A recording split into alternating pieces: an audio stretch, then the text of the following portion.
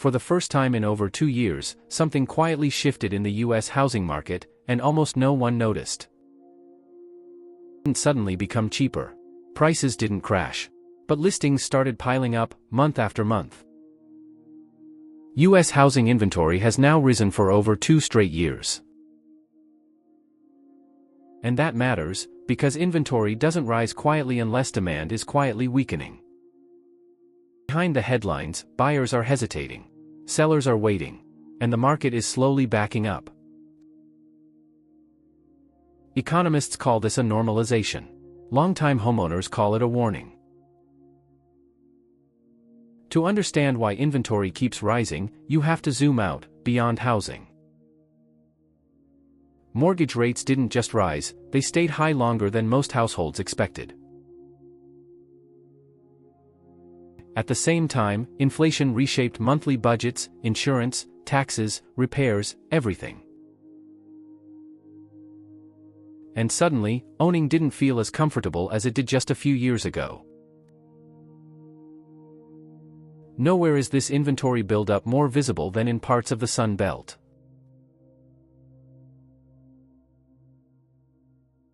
Florida, Texas, and Arizona are seeing listings accumulate faster than buyers can absorb them. These were the same markets flooded by remote workers and retirees just a few years ago. Back then, demand felt endless. Today, it's selective, cautious, and price-sensitive. Sellers are discovering something uncomfortable: yesterday's prices no longer move today's buyers.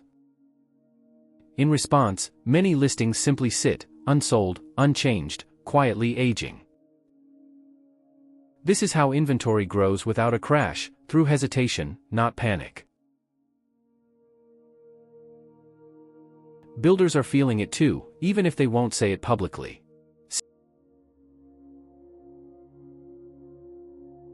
Incentives quietly replace price cuts, rate buydowns, upgrades, closing credits.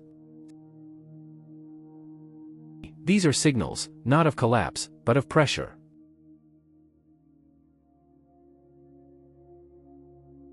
Meanwhile, the Midwest tells a different story: slower, steadier, but not immune.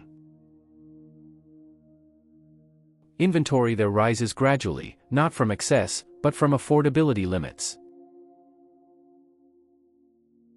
For retirees, this matters more than headlines ever could.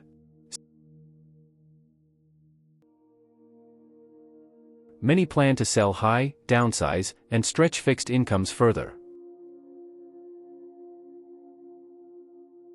But timing matters, and the window no longer feels wide open.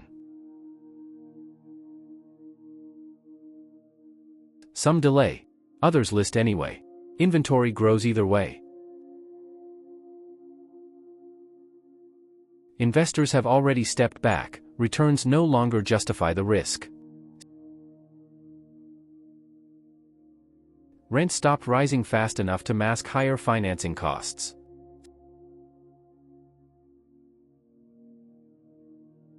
That removes a key buyer class, and leaves more homes competing for fewer people. This is how pressure builds, quietly, structurally, month by month. The national numbers hide this uneven reality: some areas stabilize, others quietly soften. Inventory doesn't fall evenly. It lingers where expectations are slow to adjust. And that's where the next phase of this story quietly forms.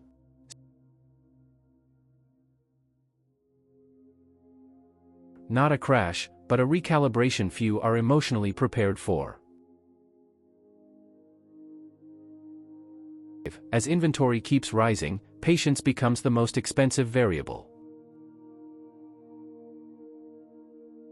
Those who must sell face a different reality than those who can wait.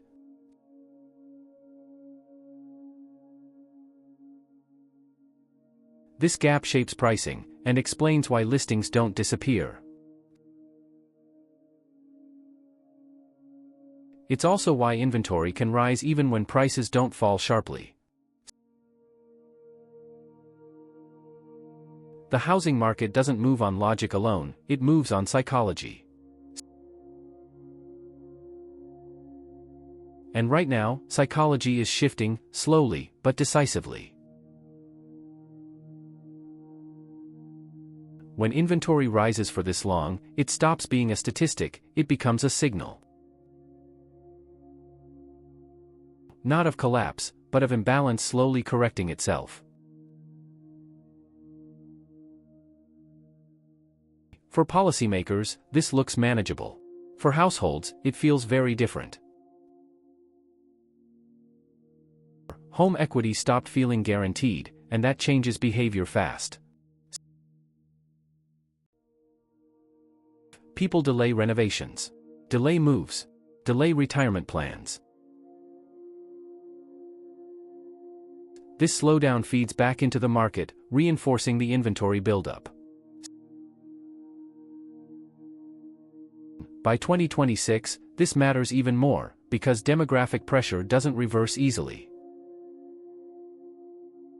The largest generation in U.S. history is aging out of peak housing demand. At the same time, younger buyers face affordability ceilings that didn't exist before. That leaves a widening gap, more homes, fewer qualified buyers.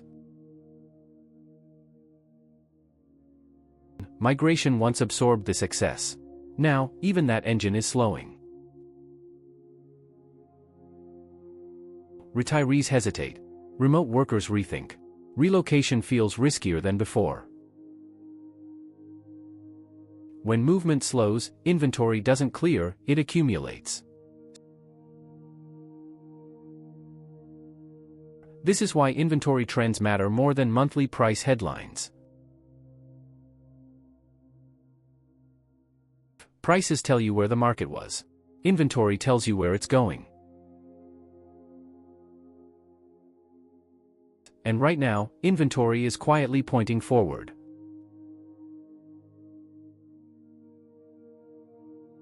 Not toward collapse, but toward adjustment most people aren't emotionally ready for.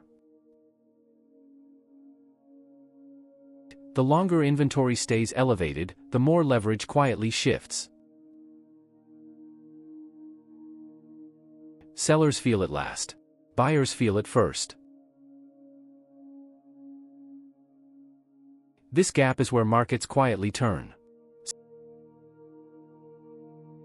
No announcements. No headlines. Just behavior changing.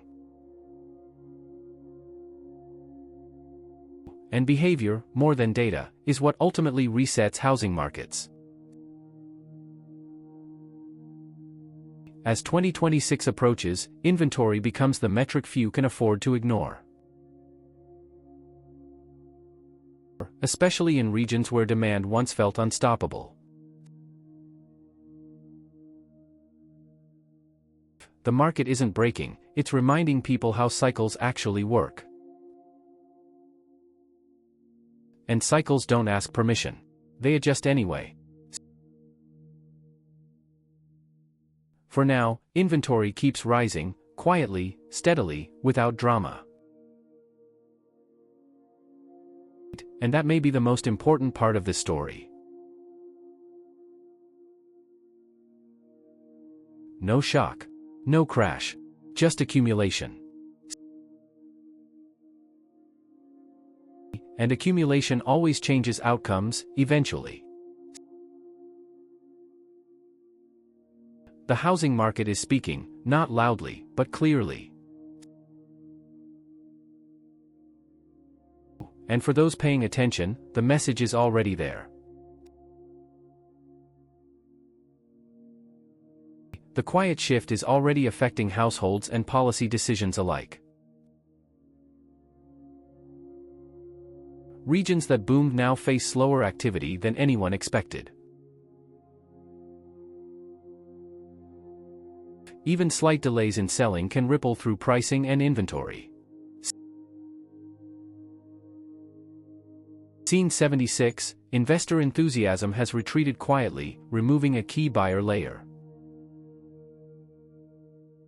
Rental markets are saturating in formerly hot regions. Builders are incentivizing sales instead of cutting prices outright. And yet, listings continue to age, quietly accumulating month after month. The Sun Belt, once unstoppable, now feels the weight of its own supply. Midwestern stability masks localized softening that most overlook. Retirees reassess, delaying moves that once seemed inevitable. Remote workers weigh affordability against opportunity, slowing migration trends. Affordability ceilings bite younger buyers, leaving gaps in demand. Inventory is now telling a story prices can't, where the market will go next. These shifts happen quietly, unnoticed by most households. The pressure is structural, not headline-driven.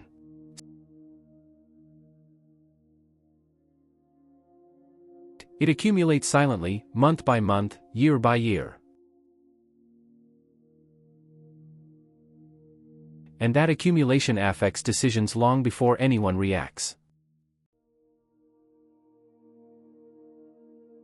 For those watching closely, the signs are clear and measurable. The housing market is neither broken nor crashing, it's recalibrating.